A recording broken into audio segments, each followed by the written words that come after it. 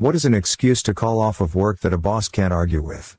1. I was still newish at the company at the time. I'd worked there for 6-7 months, and then I got sick. My coworker found me collapsed in the server room, running a ridiculously high fever, and took me to the hospital. He let everyone know. They were understanding, and I was allowed to work from home for a while to try to get better. I didn't though, and I collapsed again. My parents got me admitted to the hospital. I was pretty out of it and barely able to talk, but thankfully it was the weekend. I thought it was still the weekend when my cell phone rang. Since I couldn't talk, my mom answered. We sorta sound alike on the phone. 2. My boss launched into I know you're sick, but I need the project files for this project that I wasn't working on, and I'm not sure where they are. My mom let him know that she'd ask me, but I was barred from working from the hospital because they were trying to figure out why I kept needing blood transfusions, why I had lost almost 50 pounds in 2 months, why my hair was falling out, why I could barely walk/talk/eat/drink. They wouldn't even let my mom bring me my Nintendo DS to cure the boredom. She let him know which hospital I was at,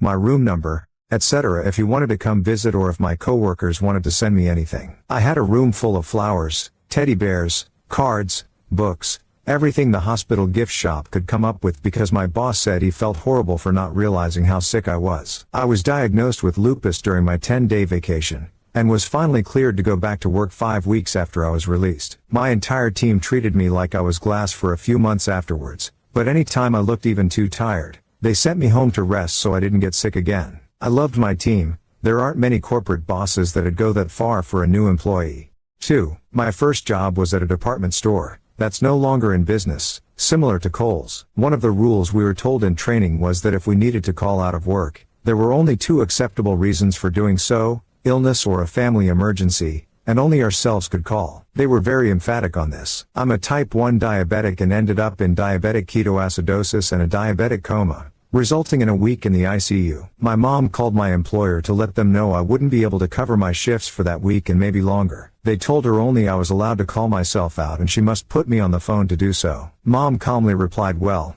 there's a problem with that. As she's in a diabetic coma and unconscious, they pretty much had to accept my excuse for calling out and my mom doing it for me after her reply.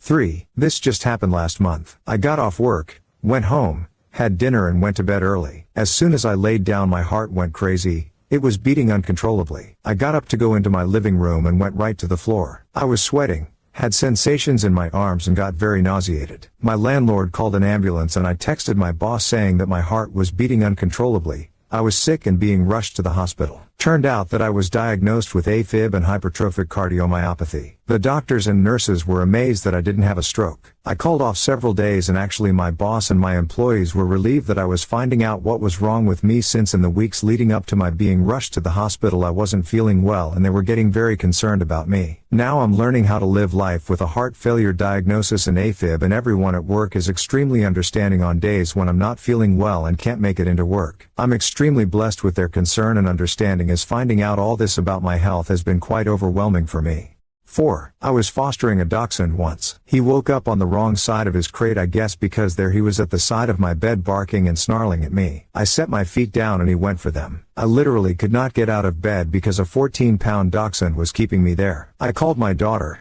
told her to knock on the inside door 2 rooms away so he would run to that door and I would get his crate set up at the bedroom door to catch him in it when he ran back to bite me. It didn't work. He held his ground. So she came in the door and called him. Brave girl! !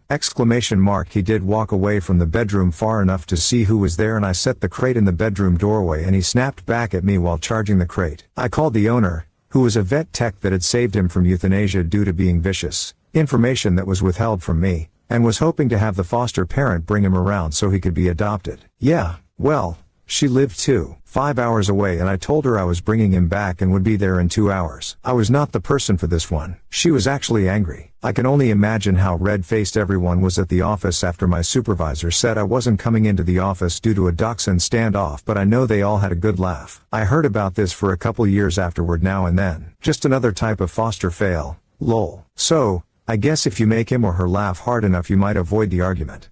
5. Some bosses will argue with any excuse, even an ambulance crew. I worked for a company that had a completely separate building, a parking lot with inside entrance. The front of the building had the main entrance, and the alley side had a door into the shop which was also the security entrance. December 4, 2010 was a Saturday and I was the only person scheduled in the office that day. Rotation. The day before, one of our guys was absent because he had slipped on ice at the parking lot door. I was told that ice melt had been put down. There was no new snow or rain Friday night. Well, as I was walking past the front door, heading to the security entrance, I slipped on ice. I fell hard, landing on my tailbone, then hips, back and head. Next thing I remember is that I was freezing. As I laid there, I could hear vehicles passing by, no one stopped. So I reached out to the corner of the doorway to pull myself onto my side, then realized that I was now laying on my cell phone and couldn't call for help. Thankfully, a guy pulled up and asked if I was okay. Then he called 911, waiting until they arrived. Turns out he saw me fall, drove home, then came back to check on me. I truly believe he saved my life. After the EMTs put on the neck brace, got me on the backboard, and into the ambulance, I asked them to get my phone and call my boss. He went ballistic. They finally used the speaker for me to talk to him. I explained the building was still secure. He demanded I get in there and run the office. The EMTs told him not happening and ended the call. Got me to the hospital where we found a broken vertebrae, bruises in all areas of contact, and traumatic brain injury, TBI. Unfortunately, the docs were more concerned with my back and ignored my head. I will always have neuro damage to my left eye, permanent vertigo and motion sickness. I live on meclizine and tinnitus. The orthopedist put me in a Jewett brace and kept me off work for 2 months. My boss's response? First he tried to block workers' comp because I hadn't clocked in, even though the accident was on his property and I was arriving for work per my schedule. My ortho, on the second visit, didn't give an exact date to return to work. Although the form said until authorized, my boss scheduled me to work the next day, because there was no specific date listed. When I refused to go, he had his attorney tell workers' comp I refused to return to work. I had to get an attorney to fight it. My ortho was pissed. When I was finally okayed to work half days, still wearing the brace, he alternated mornings and afternoons. After 2 weeks, when I hadn't quit, he laid me off because it's our slow season. Liar. 3 days later he had my position advertised. I called and the receptionist hung up on me. Yet according to him, he's an ultra-religious, compassionate guy, not